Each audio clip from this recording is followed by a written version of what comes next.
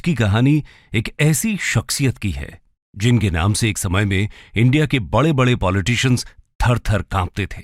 एक ऐसी शख्सियत जिनका लोहा इंडिया के अंदर ही नहीं बल्कि इंडिया के बाहर पूरे विश्व भर में माना जाता था। कहते हैं कि भारतीय राजनीति में इन जैसा कोई दूसरा नहीं हुआ। भारतीय राजनीति की कहानी इस शख्सियत के बिना एकदम अधूरी है। इनका व्यक्तित्व जितना मजबूत था, इनकी समझ और विचार उतने ही बुलंद थे। 1999 में बीबीसी के द्वारा उनको वुमन ऑफ द मिलेनियम के खिताब से नवाजा गया। लेकिन दोस्तों, इनके राजनीतिक सफर की कहानी जितनी सुनहरी थी, उसमें धब्बे भी उतने ही गहरे लगे। जी हां दोस्तों, इनकी पॉलिटिकल जर्नी कंट्रोवर्सी से भरी हुई थी। इनका पॉलिटिकल करियर एक रोलर कोस्टर राइड के जैसा था, जिसमें 1971 के इंडो पाक वॉर की जीत और ग्रीन रेवोल्यूशन जैसे सक्सेसफुल हाइज के साथ साथ इमरजेंसी और ऑपरेशन ब्लू स्टार जैसे क्रिटिकल लोज भी थे। हालांकि उनको उनकी अथॉरिटेरियन पॉलिसीज के चलते काफी क्रिटिसिज्म झेलना पड़ा, लेकिन उनके द्वारा लाए गए एक्सटेंसिव सोशल प्रोग्राम्स हमेशा तारीफ के पात्र बने। खैर, अब तक आप समझ ही गए होंगे कि यह कहानी किसी और की नहीं बल्कि आजाद भारत की पहली और अब तक की एकमात्र महिला प्रधानमंत्री इंदिरा गांधी की है। आज हम आपको इंदिरा गांधी की जिंदगी के इसी रोमांचक सफर से रूबरू कराएंगे। तो आइए इस कहानी को शुरू करते हैं। Early life, childhood and adolescence. दोस्तों, बात है 19 नवंबर 1917 की। एक कश्मीरी पंडित फैमिली में पंडित जवाहरलाल नेहरू और श्रीमती कमला नेहरू के घर में इंदिरा प्रियदर्शनी का जन्म हुआ। उनका शुरुआती पालन पोषण इलाहाबाद में उनकी पुश्तैनी हवेली आनंद भवन में हुआ। इंदिरा गांधी अपने माता पिता की इकलौती संतान थी, इसलिए वो काफी लाड़ प्यार में पली। लेकिन सिंगल चाइल्ड होने के कारण उनका बचपन काफी अकेलेपन में बीता। उनके पिता पंडित नेहरू का ज्यादातर समय पॉलिटिकल एक्टिविटीज में जाता था, जबकि उनकी माता ट्यूबरक्यूलोसिस की वजह से बीमार रहा करती थी और अपनी इस बीमारी के कारण उन्होंने 1936 में ही दुनिया को अलविदा कह दिया। लेकिन उस समय देश में इंडियन नेशनल मूवमेंट अपनी पकड़ मजबूत कर रहा था। पूरा देश अपनी मातृभूमि की आजादी के लिए लड़ रहा था और जाहिर है कि एक स्ट्रांग पॉलिटिकल फैमिली से आने के कारण इस सब का असर इंदिरा गांधी पर भी पड़ रहा था। वो अपनी ऑटोबायोग्राफी माय ट्रूथ में लिखती हैं कि उनके पिता से मिलने कई बड़े बड़े पॉलिटिकल लीडर्स उनके घर पर आते थे। इन लीडर्स के साथ साथ पंडित नेहरू को अक्सर जेल भी जाना पड़ता था, इसीलिए उनके घर पुलिस का आना जाना लगा ही रहता था। इसी एनवायरनमेंट में उनके अंदर करेज और देश प्रेम बचपन से ही जागने लगा था। वो स्वभाव से काफी चंचल थी। वो अपने दोस्तों को बुलाकर उनके सामने अलग अलग पॉलिटिकल लीडर्स की आवाज में स्पीच दिया करती थी। बचपन में उनका नॉन कोऑपरेशन मूवमेंट में भी अपने स्तर पर योगदान रहा। जैसा कि हम जानते ही हैं, नॉन कोऑपरेशन मूवमेंट के दौरान देश में फॉरेन क्लोथ्स और बाकी प्रोडक्ट्स बॉयकॉट किए जा रहे थे। इस चीज से इंदिरा गांधी बहुत प्रभावित थी। एक बार जब उनकी एक रिलेटिव पेरिस से उनके लिए फॉरेन क्लोथ्स और डॉल्स लेकर आईं, तो उन्होंने उनको लेने से इनकार कर दिया। उन्होंने कहा कि उनका ऐसा करना उनके देश की आजादी के लिए लड़ रहे लोगों के खिलाफ होगा। यहां आपको बता दें कि उनको डॉल्स से बहुत ज्यादा लगाव था, लेकिन इसके बावजूद इतनी छोटी सी उम्र में उन्होंने उन गिफ्ट्स को एक्सेप्ट न करके नॉन कोऑपरेशन मूवमेंट में एक छोटा सा किंतु अहम योगदान दिया। अगर उनकी फॉर्मल एजुकेशन की बात करें तो उन्होंने 1934 में अपनी मैट्रिकुलेशन कंप्लीट की। वो बहुत ज्यादा स्कूल अटेंड नहीं किया करती थी। इस दौरान उन्हें ज्यादातर शिक्षा घर पर ही दी जाती थी। इसके बाद वो शांति निकेतन में विश्व भारती यूनिवर्सिटी भी गईं। लेकिन इस बीच उनको अपनी सिख मदर को अटेंड करने के लिए यूरोप जाना पड़ा। 1936 में अपनी मदर की डेथ के बाद उन्होंने हिस्ट्री की स्टडीज के लिए ऑक्सफोर्ड यूनिवर्सिटी में कदम रखा। लेकिन इस दौरान उनकी खुद की हेल्थ भी खराब रहने लगी। अपने ट्रीटमेंट के लिए उन्हें बार बार स्विट्जरलैंड जाना पड़ता था। इसी बीच ऑक्सफोर्ड में उनकी फिरोज गांधी से भी मुलाकात हुई। फिरोज गांधी एक पारसी थे जो गुजरात से बिलोंग करते थे। हालांकि वो एक दूसरे को इलाहाबाद के स्कूल से ही जानते थे, लेकिन बाद में वो जाकर यूके में मिले और वहीं उन्होंने इंदिरा गांधी को शादी के लिए प्रपोज किया। इस बीच इंदिरा गांधी ने बहुत सी इंटरनेशनल ट्रैवलिंग की। उन्होंने दुनिया के अलग अलग कोने में जाकर वहां चल रहे वॉर्स, डिस्क्रिमिनेशन और नेशनल स्ट्रगल से बहुत कुछ सीखा। लेकिन अपनी इल हेल्थ और कुछ दूसरे डिसरप्शंस की वजह से उन्हें अपनी पढ़ाई को बीच में छोड़कर 1941 में वापस इंडिया आना पड़ा। यहां आपको बता दें कि कुछ समय बाद ऑक्सफोर्ड यूनिवर्सिटी के द्वारा उन्हें एक ऑनररी डिग्री से नवाजा गया। 2010 में ऑक्सफोर्ड यूनिवर्सिटी ने उनको ऑक्सेशियंस यानी एशिया के 10 इलस्ट्रियस ग्रेजुएट्स की लिस्ट में भी शामिल किया। तो आप देख सकते हैं कि उनकी फॉर्मल एजुकेशन कभी भी रेगुलरिटी के साथ नहीं हो पाई, इसलिए उन्होंने खुद को सेल्फ एजुकेट किया। उन्होंने अपने आसपास के एनवायरनमेंट, अपनी ट्रैवलिंग्स और लोगों से बहुत कुछ सीखा, और इसमें पंडित नेहरू की भी एक अहम भूमिका रही। पंडित नेहरू अपने पॉलिटिकल कमिटमेंट्स के कारण ज्यादातर अपनी बेटी से लेटर्स के जरिए कम्युनिकेट करते थे। इन लेटर्स को उनकी famous book glimpses of world history में कंपाइल किया गया है।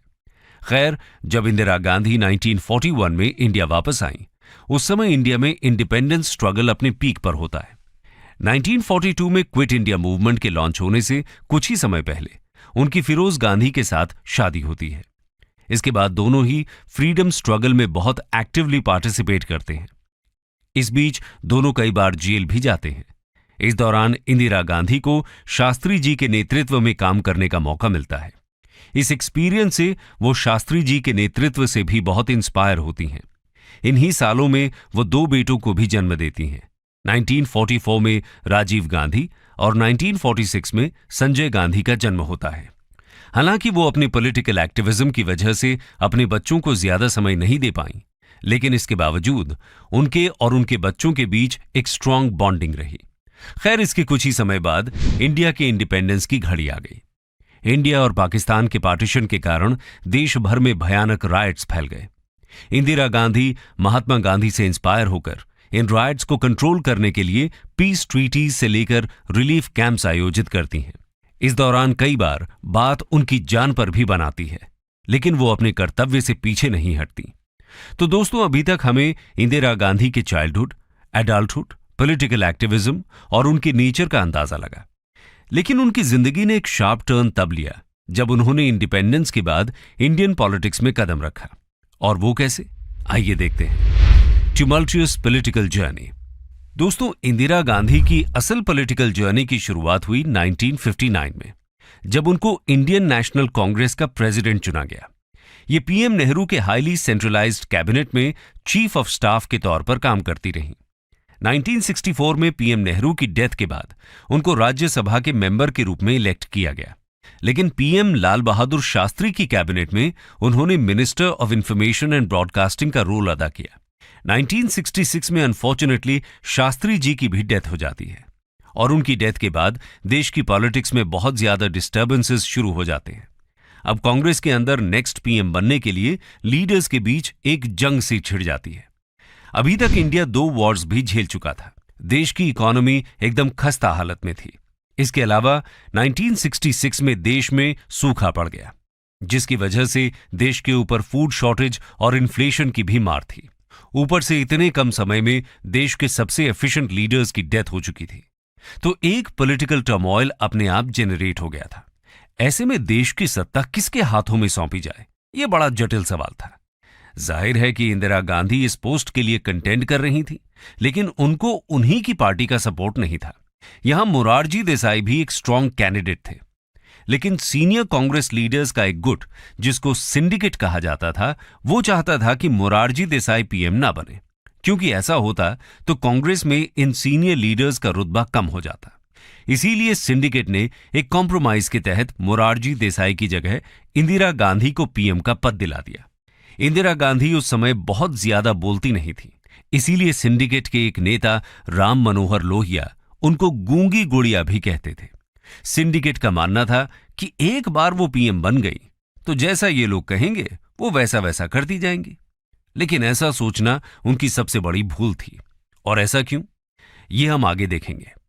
तो जब इंदिरा गांधी ने पीएम का ताज पहना तो वो कांटों से भरा हुआ था। देश के बड़े बड़े चैलेंजेस बड़े जोर शोर से उनका स्वागत कर रहे थे। वो इस क्रिटिकल समय में देश की पॉलिटिकल, इकोनॉमिक, नेशनल और इंटरनेशनल पॉलिसीज में रेडिकल चेंज लेकर आती हैं। सबसे पहले 1967 में उन्होंने देश की फूड सिक्योरिटी को इंश्योर करने के लिए स्ट्रॉन्ग एफर्ट्स लॉन्च किए। उस समय इंडिया अपने ग्रेन की सप्लाई के लिए यूएस पर डिपेंडेंट था, लेकिन वियतनाम वॉर में अमेरिका का सपोर्ट न करने की वजह से यूएस इंडिया को ह्यूमिलिएट कर रहा था। इसीलिए इंदिरा गांधी ने यह तय किया कि अब कुछ भी हो जाए, लेकिन भारत को अपनी फूड सप्लाई के लिए आत्मनिर्भर बनना ही होगा। इसी के चलते उन्होंने देश में ग्रीन रेवोल्यूशन लाने के लिए 1967 में इनिशियल स्टेप्स लिए और उनके इस स्ट्रॉन्ग प्रोग्राम की बदौलत भारत कुछ ही सालों में इस सेक्टर में सेल्फ सफिशिएंट हो गया। फिर 1969 में देश में प्रेसिडेंशियल इलेक्शंस हुए, जिसमें इंदिरा गांधी ने वीवी गिरी को प्रेसिडेंट की पोस्ट के लिए आगे किया, लेकिन सिंडिकेट ने एनएस रेड्डी का सपोर्ट किया। इंदिरा गांधी के सपोर्ट के चलते वीवी गिरी एक छोटे से मार्जिन से प्रेसिडेंशियल इलेक्शंस जीत गए और ये इंदिरा गांधी की सिंडिकेट के खिलाफ एक बड़ी जीत साबित हुई। साथ ही इंदिरा गांधी की उनकी पार्टी पर पकड़ बहुत ज्यादा मजबूत हो गई। लेकिन इसके बाद कांग्रेस दो हिस्सों में बंट गई। इसमें पहला सेक्शन है कांग्रेस आर, जिसको इंदिरा गांधी लीड करती हैं, और दूसरा है कांग्रेस ओ, जिसके लीडर मोरारजी देसाई बन जाते हैं।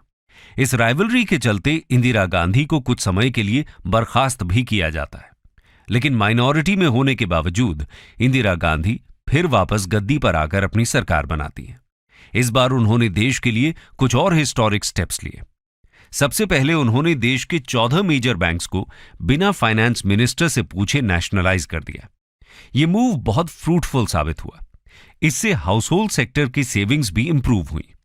इसके बाद उन्होंने कई सेक्टर्स जैसे कि स्टील, कॉपर, कोल, कॉटन टेक्सटाइल्स, रिफाइनिंग और इंश्योरेंस इंडस्ट्रीज को भी नेशनलाइज किया, जिससे लेबर सेक्टर के लिए एम्प्लॉयमेंट और उनके राइट्स सिक्योर किए जा सके। उन्होंने कॉन्स्टिट्यूशन में equal pay for equal work के क्लॉज यानी जेंडर इक्वालिटी पर भी काम किया। इन्हीं की एडमिनिस्ट्रेटिव पॉलिसी के अंडर मेघालय, त्रिपुरा, मणिपुर, हरियाणा, हिमाचल प्रदेश और पंजाब जैसे स्टेट्स इंडिया के साथ एक्सीड हुए। इसी बीच उन्होंने प्रिवी पर्स को भी अबॉलिश किया। दोस्तों, इस कॉन्स्टिट्यूशनल प्रोविजन के तहत इंडियन गवर्नमेंट प्रिंसली स्टेट्स को उनके स्टेट के हिसाब से एक फिक्स्ड स्टाइपेंड दिया करती थी, लेकिन इंदिरा गांधी की नजर में यह देश की इकोनॉमी को ड्रेन कर रहा था। किंतु जब इस मुद्दे को सुप्रीम कोर्ट ले जाया गया तो वहां इंदिरा गांधी के डिसीजन के अगेंस्ट फैसला हुआ। इसी के चलते इंदिरा गांधी ने लोकसभा को डिसॉल्व कर दिया और शेड्यूल्ड टाइम से एक साल पहले यानी मार्च 1971 में चुनाव कराए गए। इस दौरान उन्होंने गरीबी हटाओ का नारा देकर देश में कई सोशल रिफॉर्म्स इंट्रोड्यूस करने की बात कही। लेकिन वहीं दूसरी तरफ मोरारजी देसाई के नेतृत्व में पूरा अपोजिशन इंदिरा गांधी के खिलाफ एक साथ आ गया और उन्होंने अपना नारा दिया, इंदिरा हटाओ। इसके बावजूद इंदिरा गांधी इस इलेक्शन में क्लियर मेजॉरिटी के साथ जीती और फिर से पावर में आई। लेकिन 1970s इंदिरा गांधी के टेन्योर का सबसे कंट्रोवर्शियल और अथॉरिटेरियन फेज रहा। वो कैसे, आइए देखते हैं। The dark years. दोस्तों, इलेक्शन जीतने के बाद इंदिरा गांधी के सामने सबसे बड़ा इश्यू था ईस्ट पाकिस्तान का। पाकिस्तानी आर्मी की एट्रॉसिटीज के कारण भारत में ईस्ट पाकिस्तान से रेफ्यूजीज भर भर कर आने लगे। बांग्लादेश की आर्मी मुक्ति बाहिनी लगातार पाकिस्तान की आर्मी से लड़ रही थी और भारत से मदद मांग रही थी। इसको देखकर मिसेस गांधी ने इंडियन आर्मी को ईस्ट पाकिस्तान जाकर पाकिस्तान आर्मी को वहां से खदेड़ने का आदेश दिया। इंडियन आर्मी ने सही समय देखते ही ईस्ट पाकिस्तान पर अटैक किया और 13 दिनों के अंदर अंदर बांग्लादेश को लिबरेट करा दिया। इस वॉर में पाकिस्तानी आर्मी के सरेंडर ने इंदिरा गांधी के स्टैचर को दुनिया भर में और भी ज्यादा मजबूत बना दिया।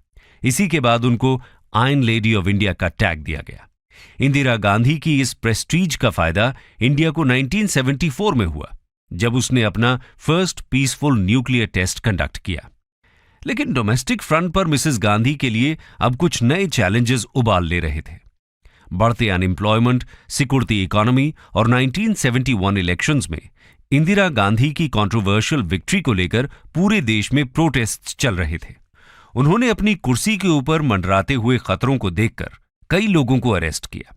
जून 1975 को सुप्रीम कोर्ट ने 1971 के इलेक्शंस को नल एंड वॉइड डिक्लेयर किया और इंदिरा गांधी की पॉलिटिकल पावर्स को लिमिट करने का फैसला लिया। उनको लोकसभा से हटाने के साथ साथ अगले 6 साल तक इलेक्शंस न कंटेस्ट करने का ऑर्डर दिया। लेकिन इंदिरा गांधी को यह मंजूर नहीं था।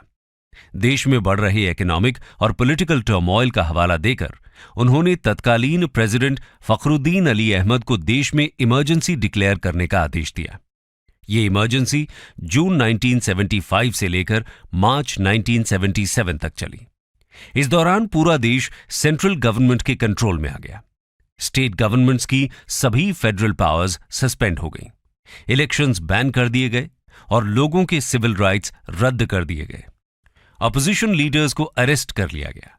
साथ ही देश में बहुत से सोशल और इकोनॉमिक प्रोग्राम्स चलाए गए, जिसमें से कुछ प्रोग्राम्स बहुत कंट्रोवर्शियल और ह्यूमन राइट्स के अगेंस्ट साबित हुए।